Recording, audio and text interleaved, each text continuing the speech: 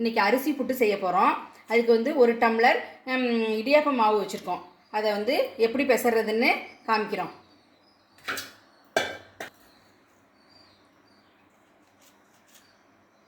கொஞ்சோண்டு உப்பு போடணும்.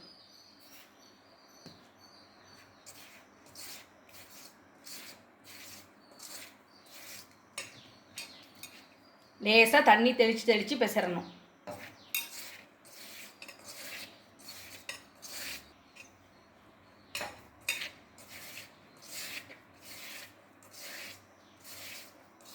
இந்தமாரி கொஞ்சம் கொஞ்சமாக தண்ணி தெளித்து இந்தமாரி பெசரி வச்சுக்கணும். பெசரினா பிடிச்சா இப்போ பிடிக்க வரணும். இந்தமாரி இந்த கொழுக்கட்டை பிடிக்கிற மாதிரி பிடிச்சி வரணும். அப்படியே உதிரணும். அந்த இதுதான் பதம். இதேமாரி பெசரி வச்சுக்கோங்க.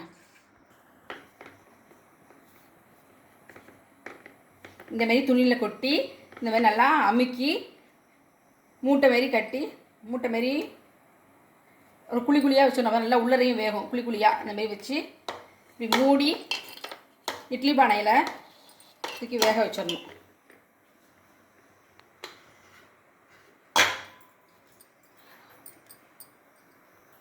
இந்தமாரி துணி போட்டு மூடி நல்லா ஃபுல்லாக மூடி ஆவியில் நல்லா வேக வச்சிடணும். எப்படி வேக வச்சோன்னு காமிக்கிறேன். 1 டம்ளர் புட்டுக்கு 1 அச்சு வெல்லம் எடுத்திருக்கேன். அதுக்கு கொஞ்சம் பாவு காய்ச்ச போகிறோம். அதை கொஞ்சோண்டு தண்ணி ஊற்றினா போதும். ஒரு கரண்டி தண்ணி இதை வச்சு பாவு காய்ச்ச போகிறோம். இப்போ வெல்லம் கரைஞ்சிருச்சு. அதில் கொஞ்சோண்டு தேங்காய். அடுப்பை ஆஃப் பண்ணிவிடுங்க. இதில் கொஞ்சோண்டு ஏலக்காய்,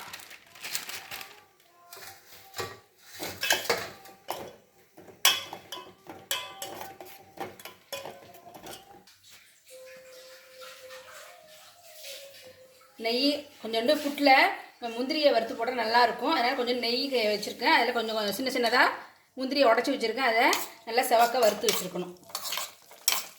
இந்த அளவுக்கு செவக்க வறுத்து வச்சுக்கணும். மாவு நல்லா வெந்துட்டு எப்படி கண்டுபிடிக்கணும்னா, இதை எடுத்து இப்படி உருட்டணும். இப்படி உருட்டினா இந்த மாதிரி உருட்ட வரணும். ஆனால் மாவு நல்லா வெந்துருச்சுன்னு அர்த்தம்.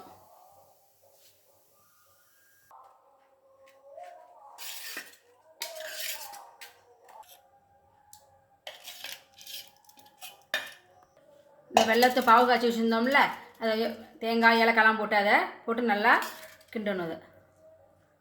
அதை நல்லா கிண்டி விடணும்.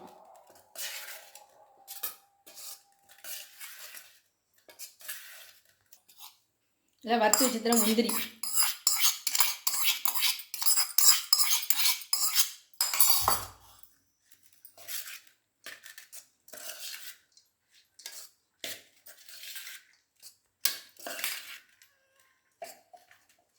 அரிசி புட்டு ரெடி.